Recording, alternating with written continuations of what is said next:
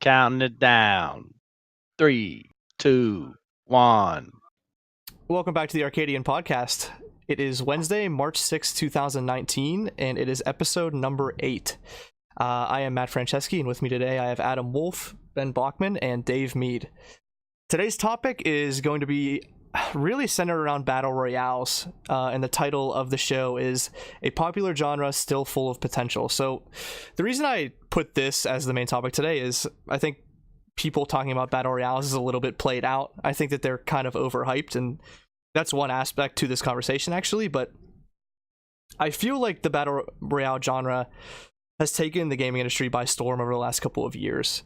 Some of the industry's most popular titles have been in this genre, especially from a streaming perspective, I think. So like Apex Legends, the brand new game that just came out, it has 50 million players in its first month, which is like insane.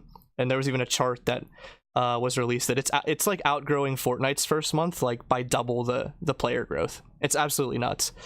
Fortnite obviously was huge. PUBG was even big when it came out, and Call of Duty 4 Blackout was like, I feel like it had its time in the spotlight for maybe, I don't know what, like a month, and kind of fell off, but it's still played. And there's like a ton of other titles that have come out as well, like H1Z1 a while ago, Realm Royale, Islands of the Nine, Ring of Elysium, Darwin Project, Battle Royale, and there's just so many more that have been out in the past and that we're gonna see over the next couple of years as well as people try to cash in on this genre's success. So it seems that players, developers, and publishers all realize that the genre is insanely popular, and also that it's still in its infancy. I feel like the concept of the genre is just so cool. Like to have 100 or so players just drop down in an open map, and you know, the player with the most skill or the player that's the smartest or has the best accuracy is gonna win. You know, most of the games. It's just like the perfect gaming concept. It's like what everybody has always wanted when they were a kid. It's like the perfect shooter. However, and this is my opinion. If you don't agree, like by all means, please push back on it. But I find that as much as I play battle royales and I really want them to be good and fun, I find myself like really wanting more, and realizing that these games are just like really not that good yet. Even whenever I play Apex, like I played Apex for about a week or two. I was really excited about it, and then it just kind of fell off for me a little bit. I just lost a little bit of interest, and now I just kind of hop on like every once in a while. And I'm not sure like what the games are missing. This is really what I want to center the conversation around. But I just feel like it's something. And I've also noticed that like there's a lot of popular streamers that have made like a ton of money off of these games just by playing these games, and like they are even saying that the genre has a lot of problems and that they're getting sick of these games. So let's just start off by discussing some of the unique aspects of the current battle royale games, and like what we like about them or not, and I mean, really, how you guys feel about these games and the genre as a whole so far. So, I think when you talk about these games still having a lot of potential, like you mentioned earlier, that it seems like a lot of these games are kind of feeding on that idea that this sounds like the perfect shooter. You have 100 people dropping in, and you know, whether you're the smartest or the most skilled, you're going to come out on top. Is the idea.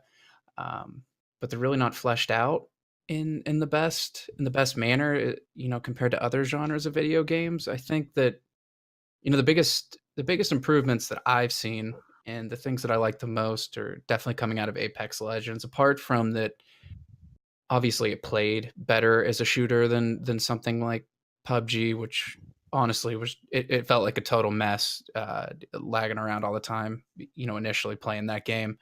Apex Legends felt great, but the innovations to the genre itself, with the addition of the characters having like a really nice, not even just like specific abilities, but that they almost fill like a certain role, like a supporting role or like a tracking role, that it adds like an extra layer to the diversity of the game. Whereas like PUBG and Fortnite, like everybody's the same, everybody does the exact same thing.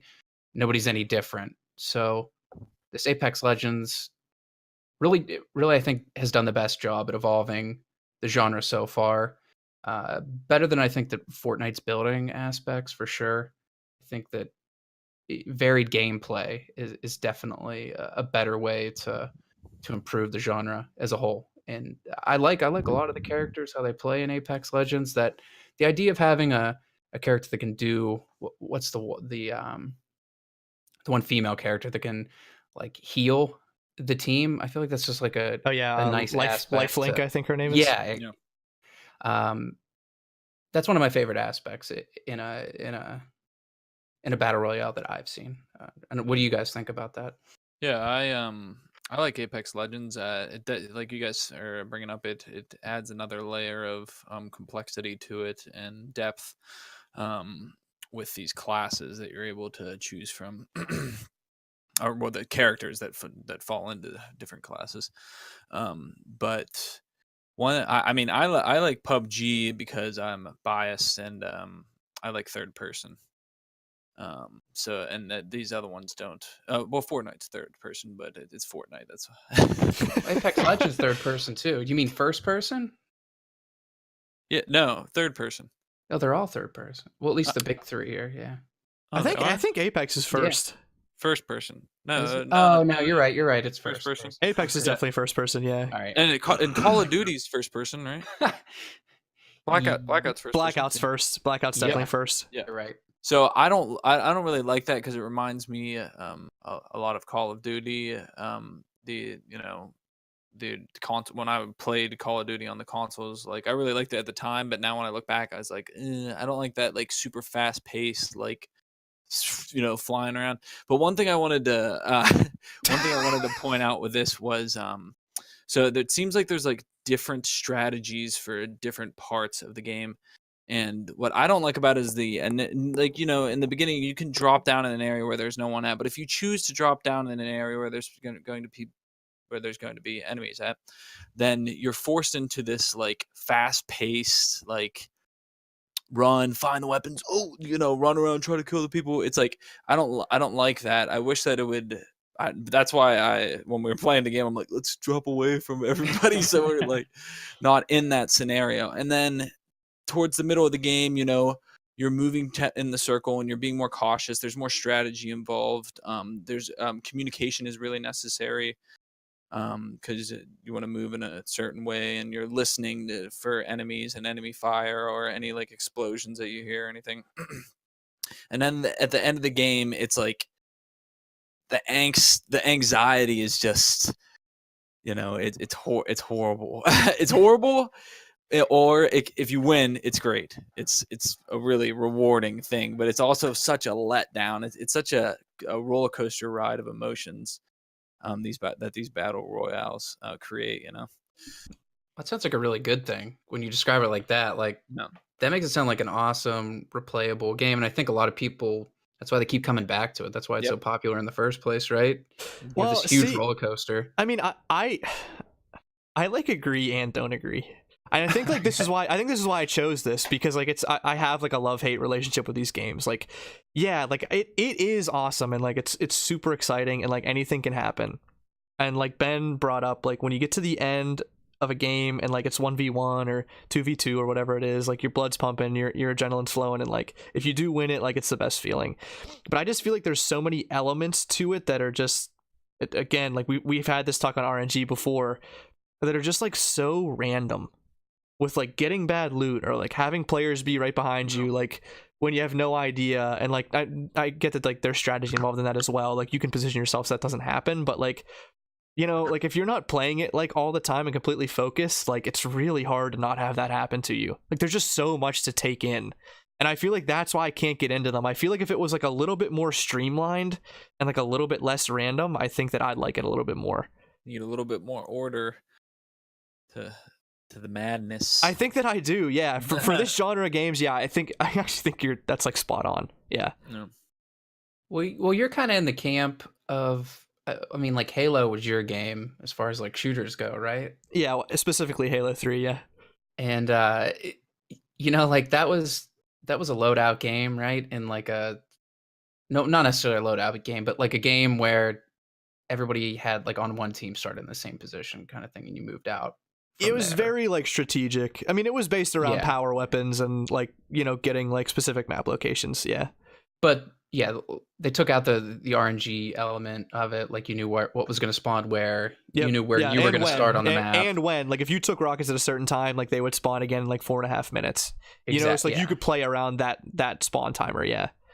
Well, unfortunately, I don't think that'll would ever really work on a battle royale game, just for the sheer volume of players that are going to be in it and how large the map has to be to, you know, so everybody isn't either. You make the map small enough that you can actually learn the loot of some areas and know where you're going to find something, or that how are you ever going to make it so that everyone's not like standing on top of themselves if it's the map's that small that you know where things are at, or like in PUBG's case, the map is just so insanely huge that like you don't see anybody for like 15 minutes as you're running to the center of the circle.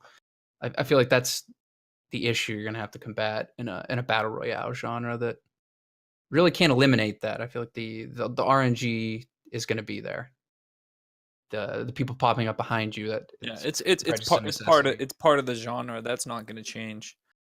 You don't think that'll ever change? I think you could do it. I mean, I think it would be hard. I think that's why people haven't done it. But I think that it would be. Well, no. You don't think that you could make certain parts of the map like have better loot? I mean, they're already doing that, but it is still random. Yeah, that is. But like, you couldn't have like a fixed position for something. I don't know why you couldn't do that. Because you could like somehow coordinate the map and like, you know, the players flow through the map to like make it harder to get those weapons and riskier. But if you did get them, like you get a reward for that. Like you could potentially like get further in the game. So I like Apex Legends approach to a lot of those things, like you said, that you know they have tiered areas of loot. PUBG maybe had a very loose system of that, if you could say that at all. Like, you know, maybe certain areas have better loot than others. The cities, the towns, or the, you know, those areas. You could say that, but better loot, but it wasn't defined as different tiers. But everybody can pick their starting location, right? So like what happens like when you learn the spot of like the best sniper rifle on the map, and everybody, there's going to be a lot of people, so but it still already is kind of like that with the risk reward, because if you drop, you know, in PUBG, if you drop in Pachinki, Pachinki, if you drop, I don't even know if that's correct. I think it is Pachinki. You drop in there, you're going to be fighting a bunch of people, and it's going to be madness. Well, even in Apex, like not only do they have the high, like the tier looting for the towns, but like they have the ship that you can fly to. They show you where it is, and they have like the circle with the higher tier loot, like the highest tier loot that everybody runs to anyway. Yeah. So but like it's already kind of being implemented a little bit. Right, but it's still an element of randomness. It's not exactly, you know, you're going to go to this place and get this weapon, to this exact building and grab this weapon, you know, or in this garage and you grab this weapon. Like it's not exactly like you're still dropping in that area, and you have to do amount of searching for finding things still. Sure, I guess. Go ahead, Dave. Like to your point, Matt, could you like do something where like there's a part of the map that you can't drop to? Like you can't drop to it, you have to drop like around it, and that place like has better loot, and like you have to like work your way there to get the loot. Like you can't just drop on top of it. You know, like cool. Like maybe like a big area in the middle of the map that you can't drop within a certain, you know, radius of it, and then like you have to get, you know, you have to land, you have to probably, you know, pick up some weapons near you, and then you have to make your way towards that spot, and you can't just drop there. You have to run there and fight your way there. Maybe something like that could, you know, help. Yes, that's cool. That's a cool. You could fill it with like choke points too, like as you're going through that, like you're back, like you have to hit people. Yeah, I like that. Right. That idea. Yeah, and then like, you know, you're not just dropping into like a well looted area. You know, you have to like kind of like drop, get some stuff, and then start fighting your way there. You can't just like run there with no weapons or anything, because you're gonna get killed. Yeah, I like that. I think like further just on my point, like when I'm bringing up like these things in Apex, I know that they are random. I'm not saying that like they are like a fixed position, and like maybe the fixed position thing isn't even the best for these battle royales. Like maybe it would just turn them into more of like a Halo 3, and like people don't want that, right? But like I can see like a semblance of those fixed positions like kind of coming back. with Apex. Like it's kind of working now, and I know that there's random elements to it, but like it seems like people have been taking a liking to a little bit of like knowing that they're going to get some kind of good loot when they drop in a certain area. So like you could see that swing back to like the other extreme of like having those fixed weapon positions. I mean, I don't know for sure, but I could see it being done. Yeah, I think they could give it a go. I mean, that's how you see if these things are going to be successful, is try them out and then throw it out there in the market and see if people like it. But I think that they would it would rather be implemented, or there would just be another game made that was more like Halo. These battle royales are kind of, I feel like they're going to follow a certain path, and that won't be included in it. But I also didn't think of like with the way that they did Apex with the different every character is like a different class. I didn't think that was going to be implemented after PUBG and Call of Duty Blackout came out. So. Yeah, do you guys, Adam? It seems like you like the class system. Do you think that you'd rather have classes like for this genre rather than just like a standard loadout? I would. I mean, I really like that archetype, those like tropes and like RPGs and stuff where you have really defined like class roles, and I enjoy that really in any game. So that's more of like a personal opinion, honestly, that it's an improvement. But obviously it's another layer, another strategy. It's obviously the support characters. It might be more beneficial to have one in your group, because I mean anybody can still shoot the gun and kill other people, but maybe one of your 3 people in Apex Legends has one of the healing abilities or shielding abilities. Might really push you over the edge. That's true. What do you think about like the reviving the party members after death in Apex, like versus the other games? I think I like that the most about Apex, even more than the classes, because in these other I didn't play Fortnite. I refused to play Fortnite, but in PUBG, the downtime.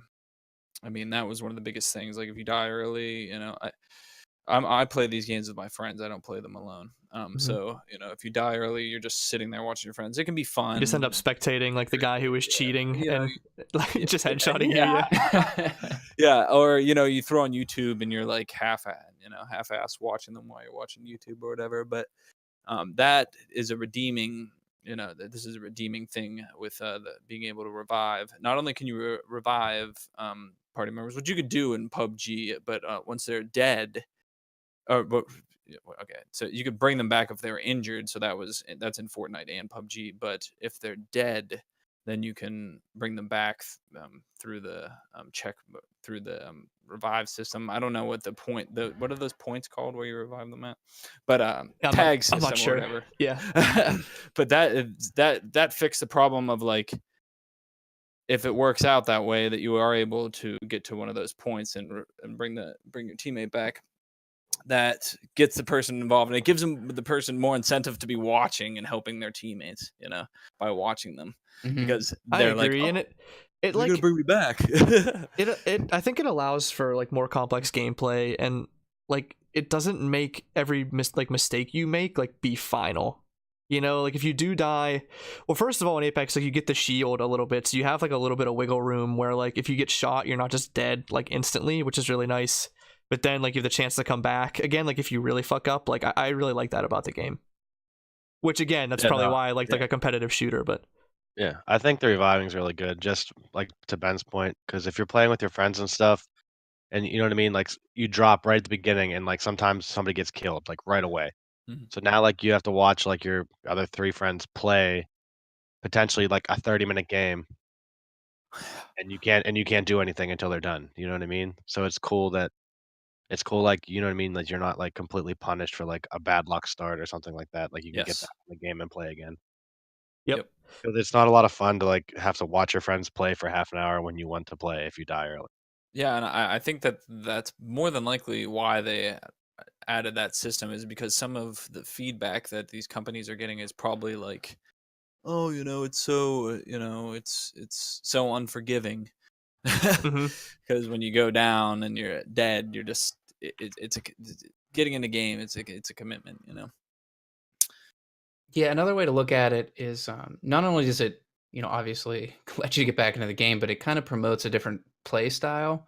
If you think about it, I feel like PUBG, maybe Fortnite as well, kind of promoted a safer, sit back and wait kind of play style Mm. with this kind of like having the ability to revive a character. It really does promote you to get a little more aggressive, get in there, trade kills against another squad, and as long as your team comes out on top, you're the better team.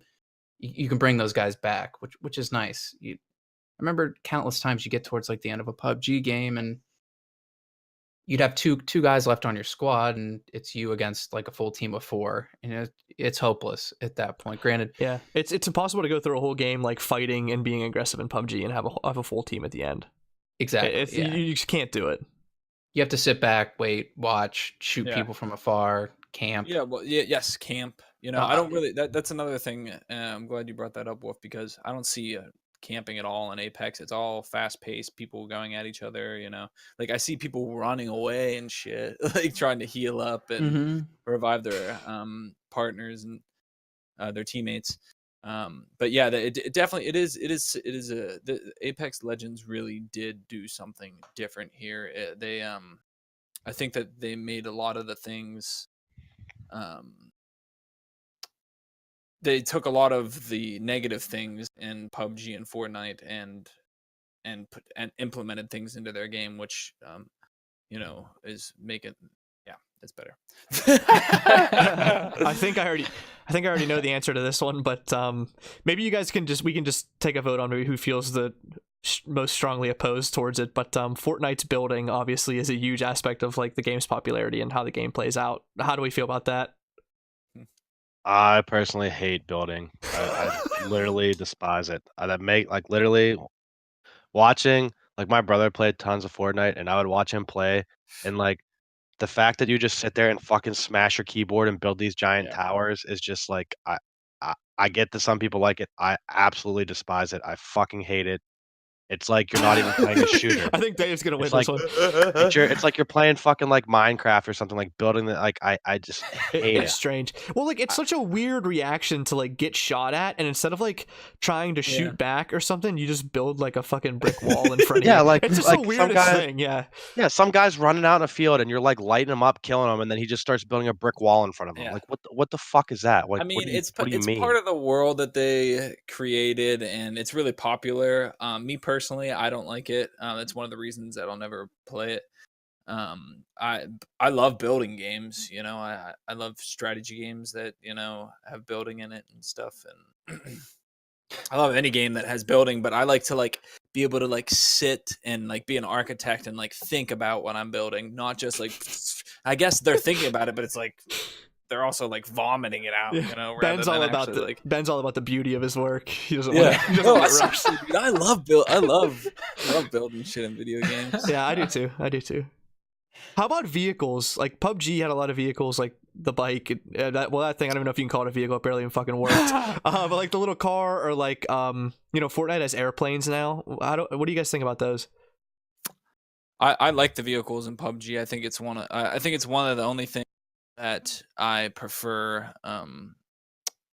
That it's only one of the redeeming things in PUBG is the vehicles. I think it added a really cool element to it, and just to go over real quick, PUBG was more realistic to me. I mean, it was garbage. The developers fucked up the game because it was garbage and glitchy and whatnot, but it was most realistic to real life. Realistic. Yeah, about as real as like a bunch of random dudes being dropped on an island with a giant blue force field closing in on them, and like random bombs dropping on their heads. That's why I like it. That's my Saturday night, man. But you're right. It did. It was a more real guns, real. It looked like a real little towns that were all like bombed out and depleted and everything. You get shot in the head, you're done. See you later. Yeah, that's true. I liked, and the vehicles in PUBG were fun, but I feel like they were more there out of necessity. That map was just the original. I can't think of the name, but the original map on PUBG, Yep. and the subsequent desert Yeah. map, they were just far too Huge. large. Yeah. I for the amount of agree. players I that like were a in there. I would prefer a smaller map and maybe no Yeah. vehicles over a large map with a ton of vehicles. Yeah, and that's just another mark where I feel like Apex Legends. I mean, they had more time. Obviously, a later release game, they did it better. That you move a little faster, and the map's a little smaller, and the game flows better overall as a whole. Yeah. Yep. I think you can do without the vehicles. Is what I'm saying. I do too. But I guess if you're going to use a large map, I'm like okay with them. Okay, so instead of talking about like very particular aspects of some of these games that have had popularity and the differences between them, I want to discuss some of the aspects of the genre as a whole and these like tropes that all of the games share. And maybe like if there's a way that you could change them or make a game that did something differently that would work better. Or maybe like this is just the best way to do it. So the first one is going to be like the blue circle that you just mentioned, Adam, that closes in over time. And, you know, there's a million different versions. It's like an electric circle or a poison gas cloud or something or whatever it is. I mean, I get why it's there. There has to be a way to funnel players into the same area as like the clock ticks down and as there's fewer players on the map. Like there has to be, or the game would never end. But I'm like, I like honestly, like I'm getting fucking sick of it. Like it's in every single game, and it's just like it's like a nuisance anymore. It's like, oh well, yeah, okay, the map's closing. Like I gotta walk a little bit to the left. Like it's just like I just don't find myself excited to be in that situation anymore. So like, can you guys think of any way to like achieve this same concept of like closing the borders or funneling players in somehow, like that isn't just some bland circle closing it on the map, like for no reason whatsoever? Yeah. What if you did like instead of a giant like blue electric circle, you did like I don't know, you made it like some kind of like horror aspect or something, and had like ferocious monsters like chasing you towards the center. Spooky You know? ghosts. Yeah, like spooky. Yeah, just something like it's just different. What, It's and the same further out premise. that you are, the more likely you're going to be attacked by them. I don't know. Yeah, the- like you're out in the danger zone, and like it's like the Jaws music's playing, like, and like you know they're moving in on you, and the longer you're out there, like one of them's gonna get you. That's not bad. Yeah, one of the things that I've noticed, at the end when the circle's small, and you have to fight or whatever. What I was thinking of was like, okay, get to that small circle part, not like where it's like super small where you can barely move or whatever, but like get to like a couple points before that, and then make like an objective inside of that smaller circle. You know, like you have to go and then it's like a hostage.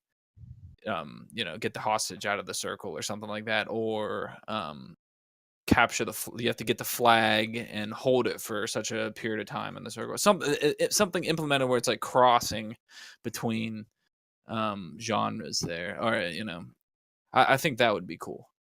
Between like a battle royale and like a more traditional shooter, kind of those old game modes. Like it's a battle royale until you get to the smaller part, and then like it's like, okay, the people who are involved in this and who are still alive at this point are now are playing this game, which, like I said, could be like get the hostage out of the circle.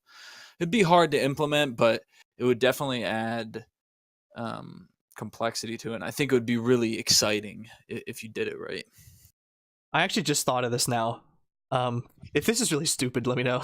Like, what if like, you know, you start on a really big map and like maybe like once half the players are dead or something, like you get teleported like automatically onto a smaller map that's a different map, or maybe like the floor like just like, you know, falls out from beneath you and you parachute again like onto a smaller map. Dude, Matt, I was thinking the same thing, but I didn't want to say it because I thought I think it sounds pretty cool. I mean, it's definitely stupid. No, I don't think it's stupid now that you back me up. No, I think that as a concept is cool, but I don't know how you would implement it without it being like super like strange of a transition, you know? Yeah. Mm-hmm. Yeah, I think you're right. Yep. When you said like falling away, I was thinking like the Bastion games, like that instead of it being like a damaging aura or whatever that's moving in that like literally the map just falls away. Like so people can't be like way out in the middle of nowhere, like on PUBG when the circle didn't do a lot of damage, like sniping you or like shooting you in the back, stuff like that. Yeah, like insta death. Yeah, I actually kind Yeah. of like that. Like make it more punishable, because right now, like it hits me and like it takes me 25 seseconds to even realize I'm even in Oh it. yeah, in Apex, the Apex, it's It not like very doesn't even gaming. exist. Yeah. Mm-hmm. But I mean, like you said, like you repeated, you know, exposure to it. You mean you get like habituated to it. You just don't feel the same way you did about it, even if it was the risk were a little higher and that kind of thing. I feel like the Yep. the gameplay aspect as a whole just isn't it people don't treat it like it's anything, like you said. It's just not. Yeah. It's not a factor. Yeah, as and much. it's funny, and I was playing it the other day and with two other people, and that's that said the same thing that they said. They're like, oh, the circle's coming. Don't forget. Yeah. I mean, You're like, it's oh, here the we go whole- again. Yeah. it's like the whole thing. You're sitting around at work, like, hey, don't forget to do this. Like the mundane part of work, that everybody doesn't want to do. Mhm. How do you guys how do you guys feel about achieving victory in the way that it's done now? Because right now, like, it's just provided to the team that like is alive last. Like, to me, this rewards like very passive and unexciting gameplay, which like isn't really great for a video game. I was thinking like, instead, like, why couldn't they make a model that took into account both like the place that you end in and the amount of kills that you get for the game, and put those together into like one, finite or final like place for the round, and like after it was over, it would show you like what place you came in. Honestly, to me, the more that I play with that idea, and I'm sure that they've tried to do it, and this is an idea that's like come up multiple times. Like, oh, I had like 10 kills that round, but I didn't win the game. And they try to incentivize people for that by like giving them more coins or current in-game currency for their kills and their wins and things like that. But I really can't see a way to like adequately balance it out to say like, all right, well, you had like X amount more kills than this guy, even though he like sat in the middle of the circle the entire game. It happened to fall right on his head, and his team won. Mm-hmm. Like, you're actually the winner. Yeah, it just seems hard to do. Well, they do give you incentive to get kills because your kills are displayed on your little cards or whatever they're called. Your in the beginning, it flashes up and it says kills. Yeah. Or if Oh, you in have something Apex, unique, yeah. yeah, if it has something unique that you've done, it'll put that on there, like explosive kills or unique to the character or whatever, or like healing or with the one character. So that is incentive, but it's not much from my perspective. It's not something that's gonna like get me super excited to play the game. Oh, let me get my kills up so this thing pops up for the game. Just to Yeah. me. I wish that they have the leaderboards with all these games. So I mean that could be incentive too if you want to be on the leaderboards, which is like I don't have that shit. Me personally, I know we're all in that boat. It's like I'm never gonna be on that leaderboards unless all my video game playing time goes to that game. To try and just like take another look at it, you said to a better way to like determine a winner. I was thinking, what if they did it more of like a round based approach? Do you know what I'm saying? Like, so 100 people or 60 or whatever, whichever game you're playing, like drop in. It's like a smaller map, more round based kind of thing, where you move forward in the map, where the map isn't so much like it's shrinking down on you to eliminate players, but like you're winning that current round, whether that's like kills or whatever. You advance to the next round, replay against like those same group of people that were considered winners again, until like it's one squad versus another squad kind of thing. I'm sure you would flesh that out entirely, but it kind of eliminates that entire the map shrinking, but it's still a battle royale. It's still 100 people or whatever fighting it out. Yeah, that's cool. That would involve making a game. I mean, unless they wanted to implement a different game mode into these, which I mean they have done that. Yeah, So, right. It's just a completely different. but But I an that's a idea. cool idea though. I think my main point that I want to make is I feel like in their current forms, there's not really like an official like good fleshed out ranked system slash ladder system that you can actually like tell like that you can compare to like other people. There's not like a very good competitive ladder or like a ranking system like like League of Legends or something where like okay, like this guy's a gold player, this guy's a diamond player. I don't feel like they have that fleshed out very well, and I think if they did, that would make the games a little better. Yeah. I agree with you. I think that would create more incentive to play the game is if you had something that was a little bit more personal to you rather than something that's just based off of like your stats that will pop up and you like are kind of like a show off or whatever. Like something that's like you can work on and they could make that off of the stats that they are displaying on those little, I don't know what it's called, the board, what is it, a border or is it like a card that comes up for, I'm talking about Apex. Yeah, I don't know exactly what the word is, But regardless, they could easily implement that. So I agree with you, Dave. It's strange how they haven't yet, because I think that it would create more incentive and it would kind of give that addictive reward. I mean, I it think would be help. fun. Like, I don't know. Like, I think we all like to compete in that manner, like in games. Like, I feel like I would make me take matches more seriously, at least. Yeah, for me, like any game I've ever played, like I'm always more interested in a game that has like a competitive ladder or ranking system or something along those lines, like that like what I mean, that like fuels my fire to play the game Yeah.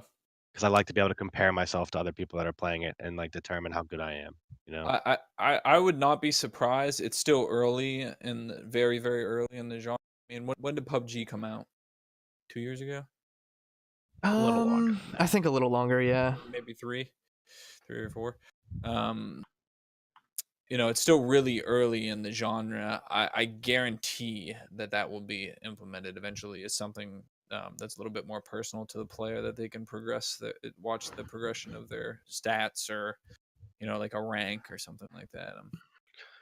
Yeah, and like I think there's a way to do a ladder system where like you take into account like multiple things. Like obviously you take into account like some kind of weighted system where you take into account like how long you survived. So like obviously you're gonna get more points in regards like so if you die if you're like in the top 5 people left, you're gonna get more points for that than if you died in the first 10. And then you have to like weigh in like kills and maybe assists or something like that too. And then like create like a weighted score that you can use to like rank yourself on the ladder or something like that. Do you know what I mean? I really like that. Yeah, I wish that all of the games would have done that to date, because I would have played Battle Royales way more, I think. Yep. Right, If that 'cause were and the I case. think, like, I get, like, the ultimate goal is to, like, be the last man standing, but there's definitely some value in like, you know what I mean? Like, if you're being super aggressive and you kill 15 people, but then you die at the end and don't win, like, that's still pretty fucking impressive, and you should still Yep. get, like, a pretty high Yep. ranking for that, right? Plus, that would fix like some of the issues, like when PUBG was having those tournaments like streamed live for money. Like all the players were just like sitting in houses and stuff, hiding and trying to make it longer because like they would get a higher place, and like it was a total snooze fest. It was like some of the worst gameplay I've ever watched anywhere. Like nobody did anything. Yeah, So right, like so then that there's, wouldn't like have happened. Yeah. right. There's more incentive to like, with the way I'm saying it, there's more incentive to, like, go out and kill people rather than just, like, try to survive. Yeah, I mean, I think we're all on board with that. I think that'd be great. And I think whichever battle royale game developer decides to implement that, I think they're going to benefit from it if they do. You're right. Yeah. So this is the last one here, and this is dropping and finding random loot. I know we kind of touched on it earlier, and like when we got into like the Halo 3 conversation. But like, what if instead of like just dropping in with nothing, like what if you just everybody started with like the same loadout? It was like a pistol and like some light armor or something. And I know that we talked about the class system, like that we all kind of like that. Like maybe that could also be implemented in some way. But like maybe as instead of like finding weapons randomly and like killing people and taking their loot, like kind of getting better gear like that, maybe as you gained kills you would be like instantly automatically upgraded for those kills. Like you're issued a better gun, or maybe you get better armor or something, or like you look a little bit different, so like players know that like you have so many kills and like you're a little bit stronger than like just whenever you landed. Or maybe like all players that were still alive like could be upgraded like all at once, like as the game went on, to like, you know, just as like a buff for like being alive. How do you guys feel about that? I know that's kind of like a really loose concept, but that's something I thought of, and something that I thought like could kind of be cool to be played with. Yeah, I think that like, I think that's really it's different, but it's already what is in place, really. If you think about it, you know, as you go on, you kill someone, you take their loot. I mean, it's kind of the same concept. But what you just mentioned at the end there with the time, being rewarding people for like the time that they survived, I think that'd be cool. Even if it was just like a small reward, like some armor or some extra ammo for weapons that you have, or you know, I think that would be really cool. I think it's kind of in place. I mean, I agree with you a little bit. Like, they want you to be aggressive to kill the players because you can get their loot and get better. Like, it's kind of in place in that way, but at the start of the game, like the randomness of the guns and the placement of the guns and what you find, like that, I think that like skews it a little bit, because like the better player like can't win a lot of times, like if they just drop into the wrong house or something. You know, like if you get a bad loadout to start, if you just get like a pistol or something and the guy next door to you gets a shotgun, like, I mean, you're dead. So I don't know, I feel like it would eliminate some of that like just garbage in the beginning of the game. Yeah. I think that what you said initially with the with getting the kills kind of like upgrades your gear, that is like a concept that's already been played out. That was like CS:GO, the gun game, and I know that's there's in mods. In Yeah, CS:GO? I know there's mods for. I'm not sure if it's actually like supported game mode. I've never played CS:GO, but I know it is a thing, and I know it was adapted to other games as well, like the gun game idea, where like getting more kills, you know, gives you increased loot, better guns, better loadout, that kind of thing. And honestly, I think it would be an awesome idea for a battle royale, just because it would help eliminate that campy, hidey kind of boring gameplay that drags out some of these games, you know, just way too long. Yeah, no, I like the idea of starting like with a pistol, or everybody having some kind of like basic weapon. Because like, I mean, for me, like if you want to think about it from a realistic standpoint, like if you're fucking jumping out of a fucking plane, like you're just jumping out of a plane with nothing. You know what I mean? Like you're just like, oh, I'm just gonna jump in this battlefield with nothing, like not even have anything on. Yeah. To me, that's Yeah. ridiculous. Well, they're being forced into it. Yeah, like here's a parachute. Good luck, fucker. Like, Yeah. like, you know what I mean? Like you think you'd have at least. Well, some in kind of basic- Apex Legends, it's like they're like in a competition. Yeah. They know they're in like a competition. So there's a story for each one. I don't know the stupid one for Fortnite. Like who wants to know that shit? But PUBG, I don't know what the story is for that either. They're just jumping out of an airplane. Yeah. You know what actually really ticks me off about like that jumping in without a gun thing? This is something so small. I actually can't even believe I'm bringing this up, but like some of the games you pick up a gun and like it's not loaded. Like, why would it, not that there would ever be random guns laying around anyway, but like, why do they make you load the gun when you get it? It makes no sense. Just let me pick it up and shoot it like right then and there. I don't get it. Yeah. I mean, the point is to like, you know, if these people are being dropped off in this little area to kill each other, you know, it was obviously to kill each other. You would think they would, you know, do the common courtesy of loading the gun before they send you flying out of a plane. I completely agree.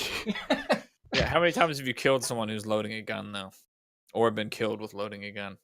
Yeah, well, that's a little different, right? So I understand like blowing like through the whole magazine and then because you're like I'm a shitty shot and I didn't kill the guy, and then he kills me while I'm reloading. But if like he picked up a gun and I picked up a gun, but his like gun reloaded faster, like in PUBG, like I'm sitting there like one by one, like loading up the shotgun or like the pistol with the magnum. Away. Yeah. Then I'm a little pissed off. Yeah. Oh yeah. Just saying. Well, I mean, that's all I had for Battle Royales. That was a great conversation.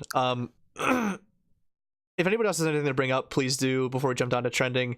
It seems to me like, to be honest, like I think that we're all just in agreement that like we really just want the games to be a little bit more aggressive, a little bit faster paced, and I'm in the camp that like I would like a little bit less randomness.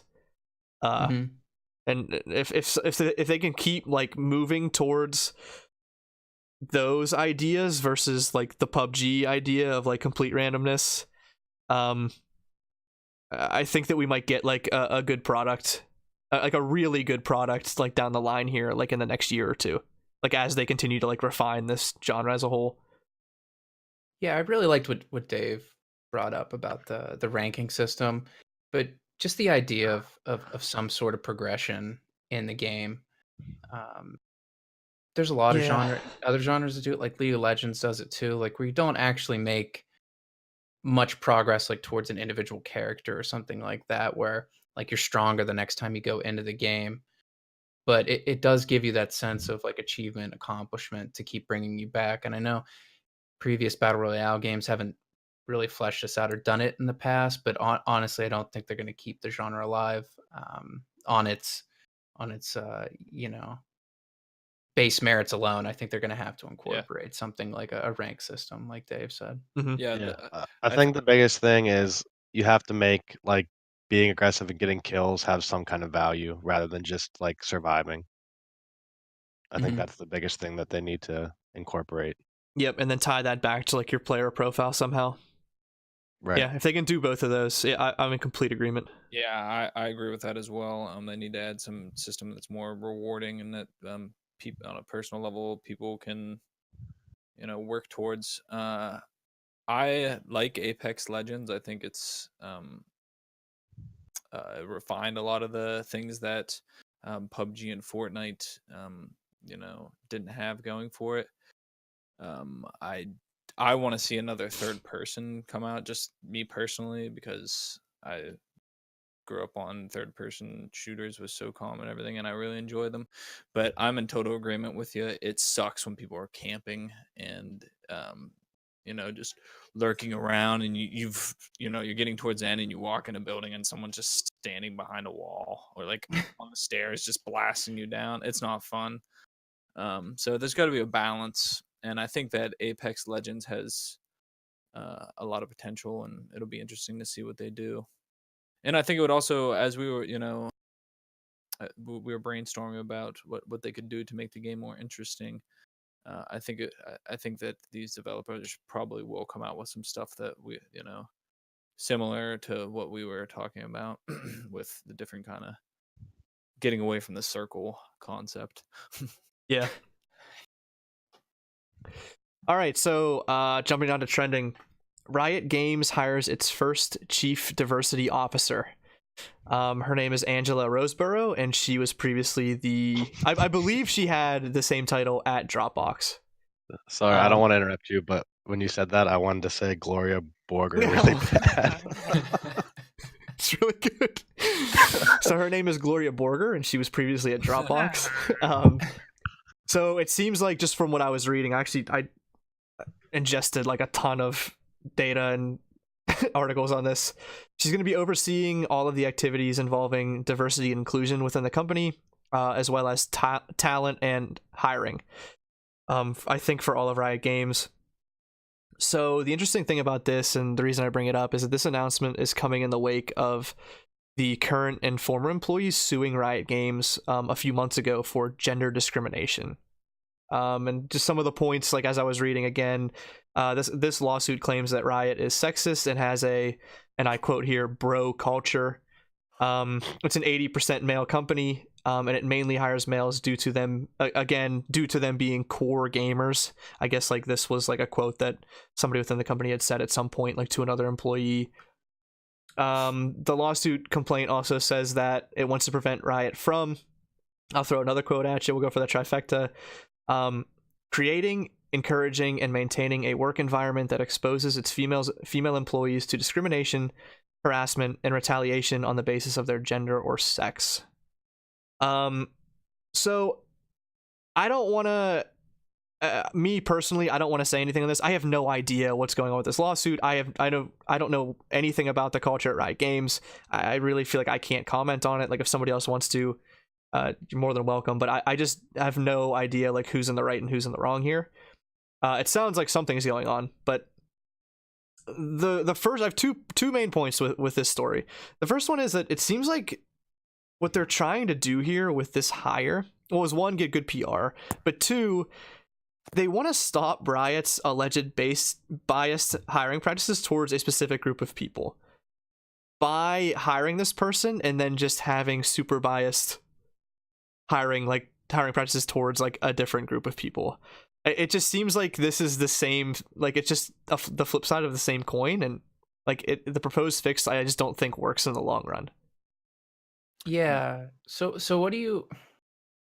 So honestly, diversity in the workplace, that's fine. You're hiring people for their diverse outlook on life. Sure, that may help you develop as a company as a whole.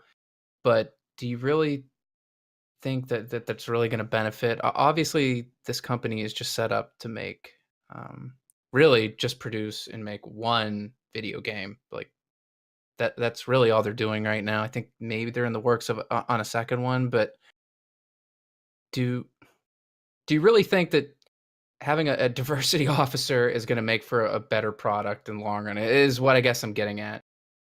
Do you think it's a problem to have a bunch of nerdy men working on a video game? Do I think it's a good thing? Yes, because the people who are playing the game are nerdy men. I think that in the future and as they're developing their ideas and stuff, it's good to have a perspective from the female side, and it sounds like they already do 80%. So there's 20% female. And should they be implementing more? Sure. Should it be forced? No. It should be something that happens naturally. It should be something that they want to do. It shouldn't be forced through lawsuits and stuff, and then them acting because they have to for PR. So I believe that you should get a good range of diversity for ideas and everything. But I think you're right. But also, as well, you have to do what is working for you. And this is a really successful company that has a great game that people love and have loved for a long time and are going to continue to play for a long time. So why would they change, totally? I would just hate to see, like we've seen with other companies and in other in other parts of society, and where overrepresentation comes, and it seems like it ruins the branding or it ruins the game for people. Like, yeah, well, actually, we don't want that to happen. Yeah, I'm gonna stop you right there, just because I want to. You're saying exactly what my second main point here is, and what I want to tie this into is that 20% of Fortune 500 companies nowadays have a chief diversity officer on the payroll. Which is like a much greater number than I think it ever has been before. I think if you looked at that 10 years ago, it might be 0%, right? So, like, on the one hand, you never want a workplace culture to be like extremely nasty towards anybody or any specific group of people, or extremely toxic. But on the other hand, and this is what you guys were saying, like, let's just use Riot Games as the test case or the example. Like, Riot had success hiring certain like-minded people because like that was the brand, and like they needed like-minded people to build that brand into something great, and they did, and it's become widely successful and crazy popular, and people really like the game. As you make it more diverse, and you do want diversity, and you really want diversity of ideas, like gender and race, like I don't think really matter as much as like having different opinions. Right. But like as you like just bring on people like just for the sake of bringing on people, you start to water down your talent. And as you do that, like people are bringing up worse and worse ideas like for how to make your brand go down the road. And all of a sudden, like you don't have a product that people like as much anymore. Right. And to come off of that, so you have these people who are now a part of the company, and they're throwing these ideas out there, and now you have the larger portion of the company which has been doing things for a period of time a certain way, but now because they're have been under scrutiny for this, now they're reluctant to push back on those people who come out with these ideas that aren't good for the company because of these kind of things. So it kind of makes like you're stepping on eggshells, like you don't want to offend people and stuff, and then that's like you were talking about, Matt, shit gets watered down, and you just see this not authentic, it's not authentic anymore, Right. So go ahead, Wolf, you wanted to say something. I liked what you brought up earlier, actually, that is this the right? I guess how I took it, is it right to try and force this diversity on like this workplace culture, or does it make more sense to let something like this develop organically? When you said that like 80% male and 20% female, obviously that's we could draw from the conclusion here.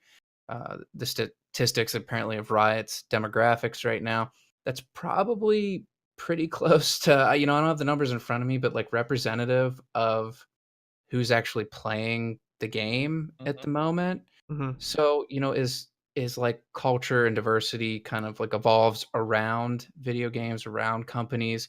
I would imagine that their workplace demographic will eventually reflect that. Granted, it seems like everybody wants to kind of like expedite this whole process and make it, 50-50 male female, if that, make it a little more diverse than maybe, the demographic that they're selling to actually is, Yeah. right? Mhm. I'm not saying that maybe they don't have better ideas or anything like that, but I feel like this kind of inclusiveness and, a lack of discrimination, that kind of thing would evolve naturally over time. Yeah, That's and what I'm like getting at. just like from hearing you say that, I mean, like, just kind of came to my mind is like every product isn't for everyone, Mhm. and like I feel like we need to stop pretending like they are. Like Mhm. people are gonna prefer things that they like over other things, and like the people are gonna make them that way, like because like people make things like with their own passion in mind, and like it's gonna relate to like certain people, and like that's the way that it should be. Like not everybody's gonna love League of Legends, and not everybody's going to want to work for League of Legends, and like that's just like the way that it is and the way that it's always going to be. So I don't know why they're trying to like force a big change here.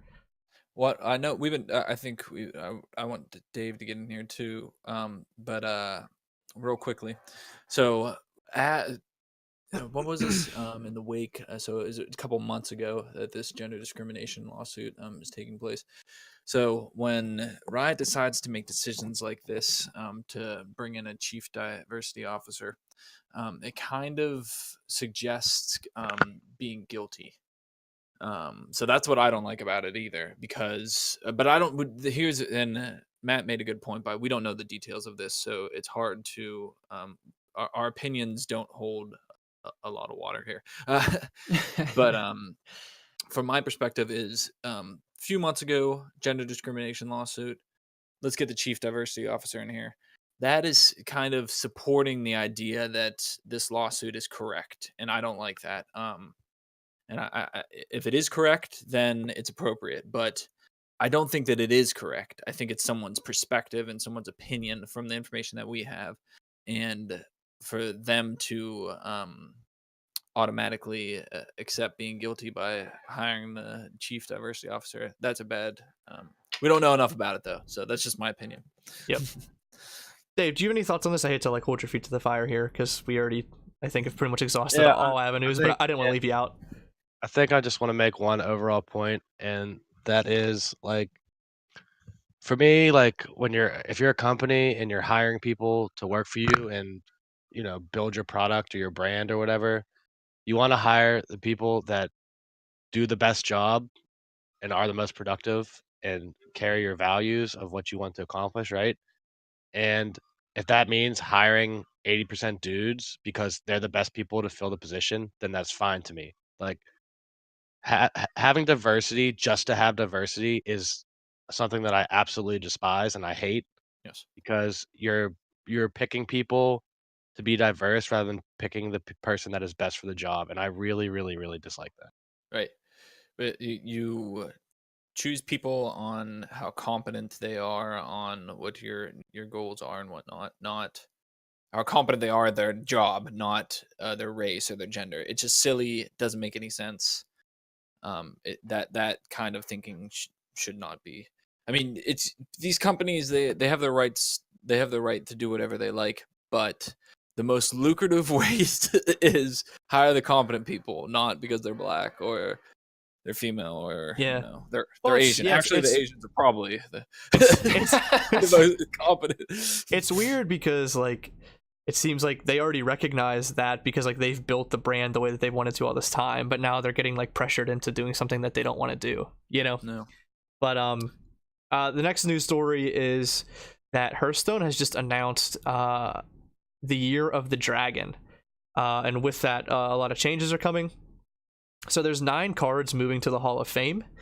The first 3 are old cards from the classic set, so Naturalize for Druids, Doomguard for Warlocks, and Divine Favor for Paladins. And then the really, really big change, the most important change, is that Gen and Baku are going to be moved 1 year early out of the standard rotation and into Wild. And I have a quote here from Blizzard. In order for set rotation to breathe new life into standard and maintain overall health of the latter, we are rotating Baku and Gen into the Hall of Fame a year earlier than normal.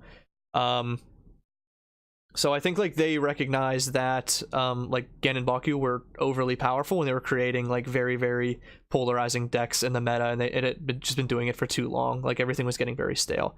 And then the other 4 cards that are moving out of standard are Glittermoth, Black Cat, Gloomstag, and Mercspark Eel. And these were the cards that were like specifically supposed to be in even or odd decks. So obviously if Gen and Baku are moving, there's no reason to have them in as well.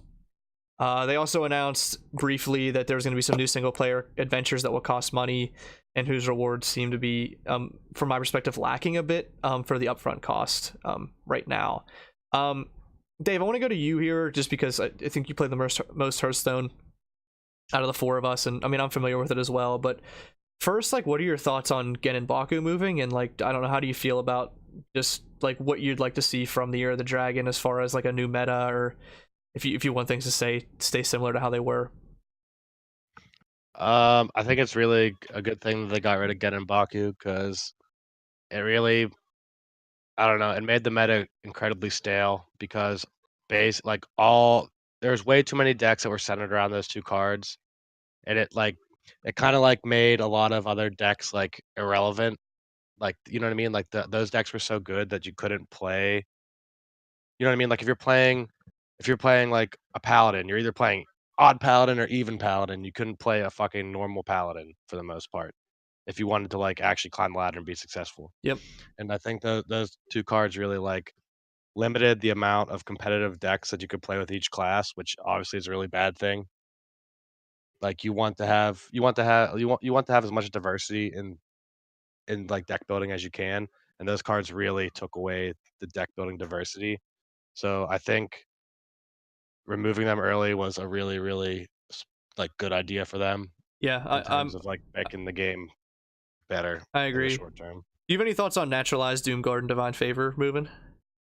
Yeah, I mean, I like some of those changes. Like Naturalize for Druid was incredibly good. Like the It's really good.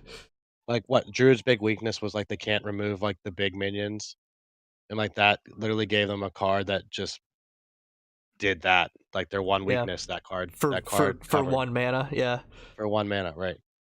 And like I mean that helped with like their combos with the Hakar thing and everything. Right. So like that was a pretty strong card for them. So I agree with that removal. Then Doomguard, I mean everybody's just sick and tired of fucking Doomguard. A 5/7 with charge for 5 mana is insane. I get that you have to discard cards, but there's so many synergies with discarding cards with Warlock that it's not that big of a deal. And with like that Warlock weapon where you can just summon it out of your hand for free, and then the cube, and then making a million of them. It was just a crazy card. I forgot about the cube meta with that. Man, that was so. Yeah, like the pressure that would come onto the board like out of nowhere. Yeah, it was nuts. Yeah, you just cube the Doomguard, and then you like sacrifice the 1 mana card that kills your minion and restore it. Like it was crazy. It just was not. It was not fun to play against. No, Divine. I felt the same way about Divine Favor too. It's like, okay, so Paladin can just play these really cheap decks, like just do whatever they want, and then like if you're playing any sort of like mid range or control, like they're just gonna refill off of your hand, like instant. Like they get a like 6 card draw, like for what was it? Was it 3 mana? Divine Favor. 3 mana. Yeah, I mean it's ridiculous. Yeah, it was. I mean, I understand that the drawback of like being a dead card if they had no hand, but still. Yeah, I mean, I don't know. Divine Favor was in a fast-paced deck. The card's really, really good, especially when you're playing against a slower deck. Like you're always getting a ton of value out of it. Because like you play some of those decks that like carry big hands for 3 mana, you can draw like 7 or 8 cards, which is absolutely insane. I agree. Mana cost. Adam, Ben, any thoughts on the new Hearthstone expansion? The Doom God. Let me tell you about the Doom God.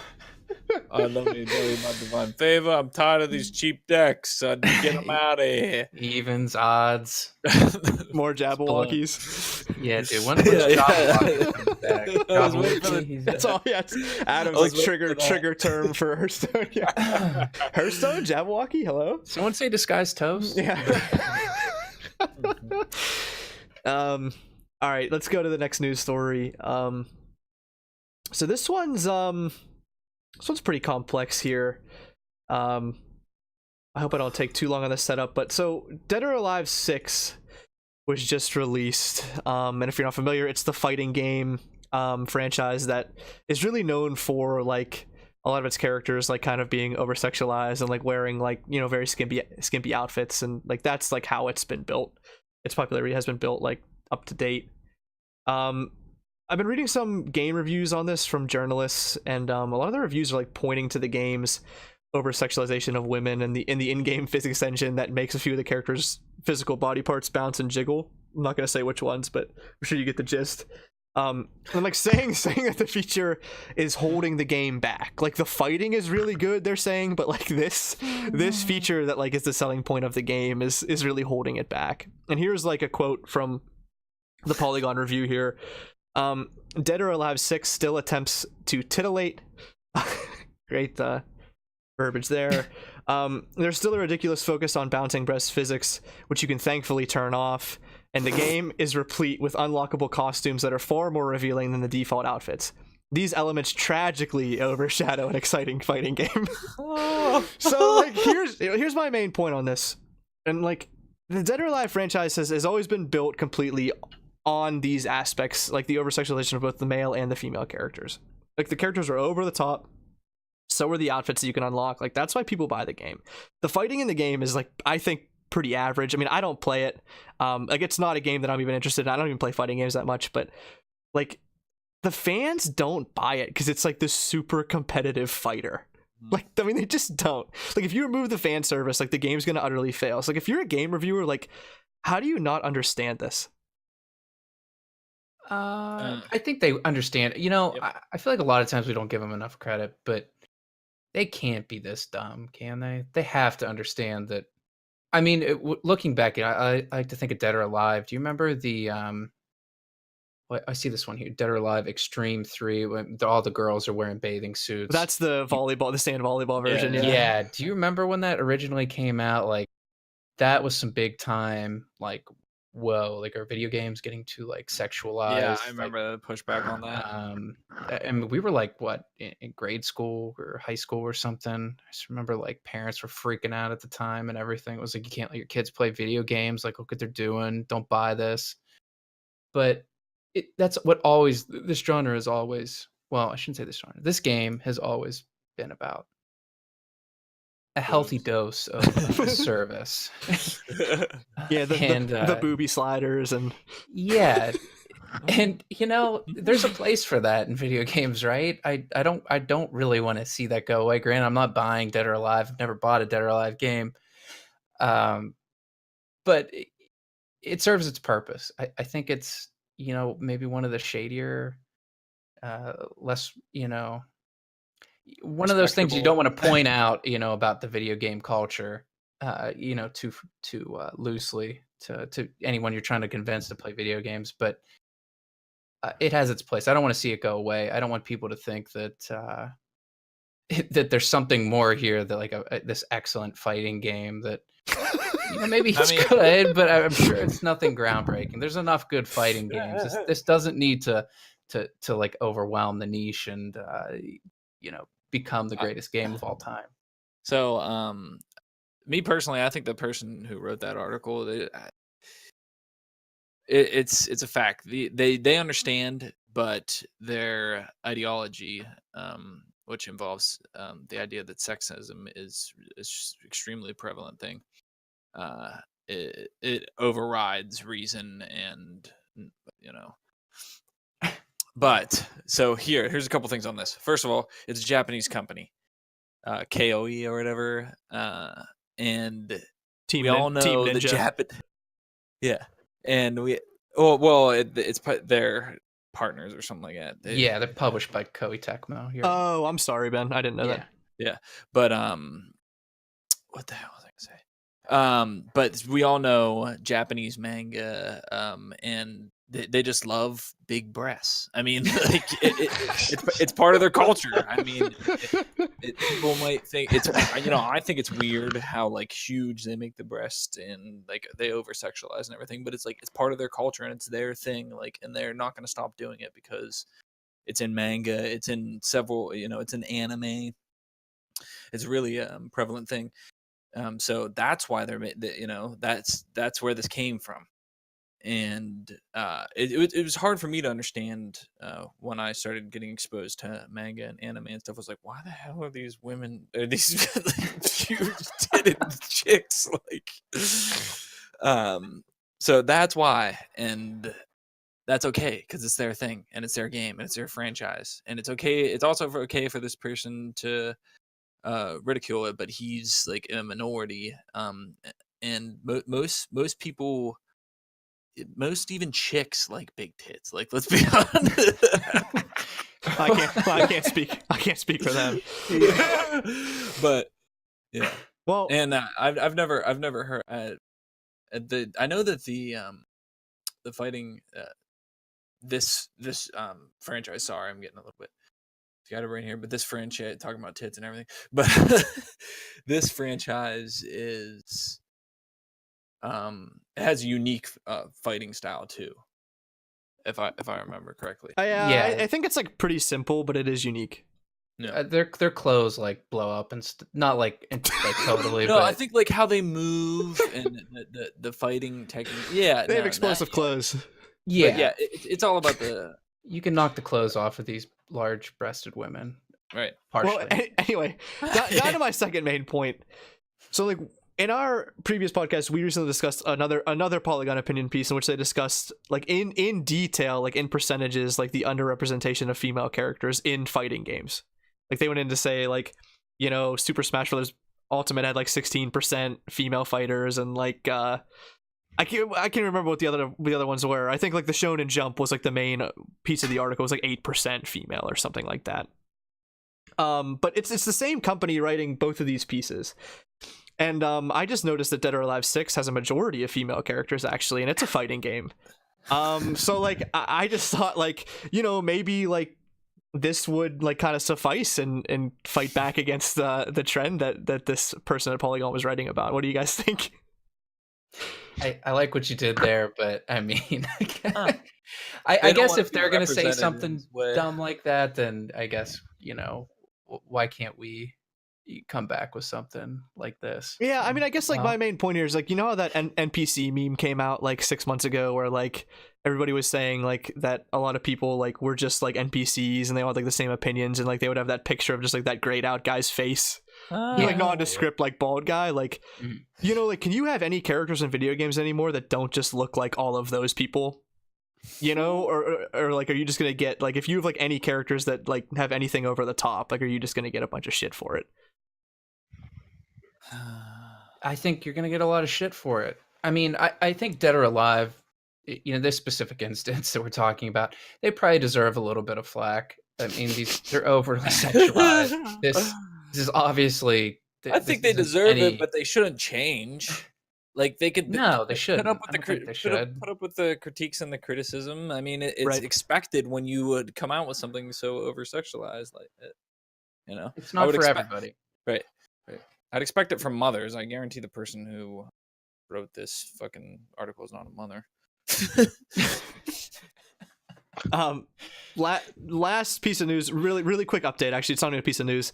So we talked about the Team Vaevictus, the Riot team that filled their roster up with 5 female players. They were all diamond and they main support, and that they had been getting beat like fairly badly. And Vegas Squadron played them and beat them 52-2 in their first round, and Riot gave them that official warning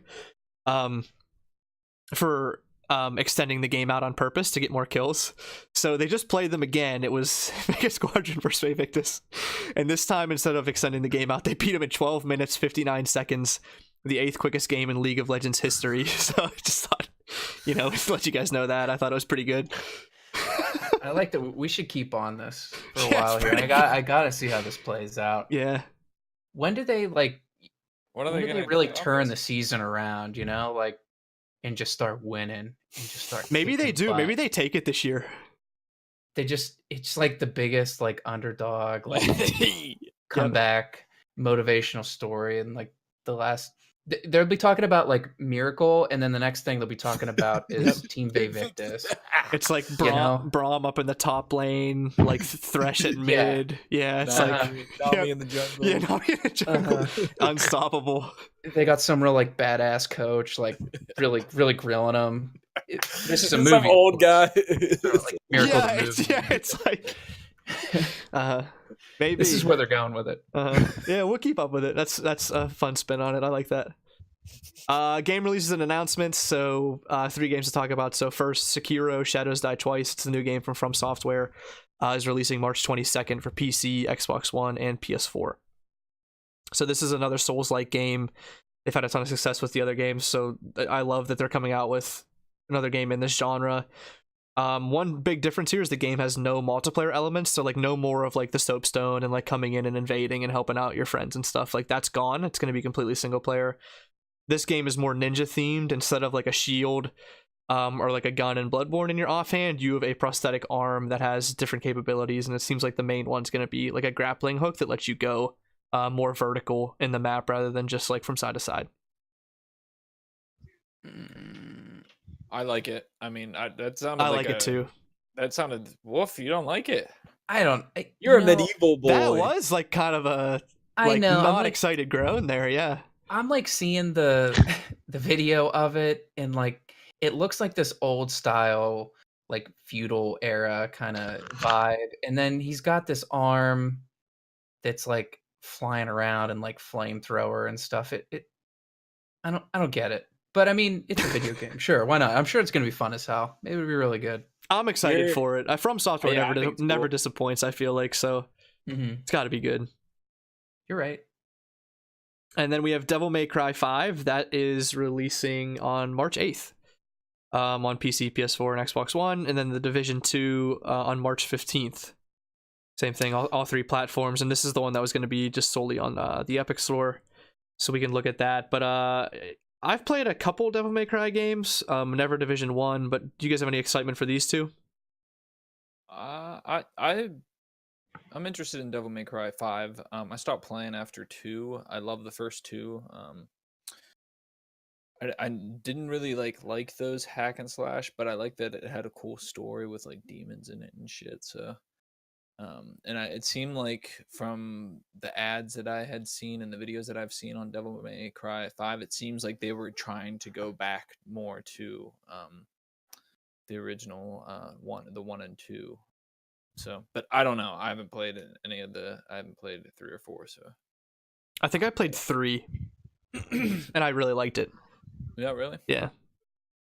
They had a cool story, demon slayer shit.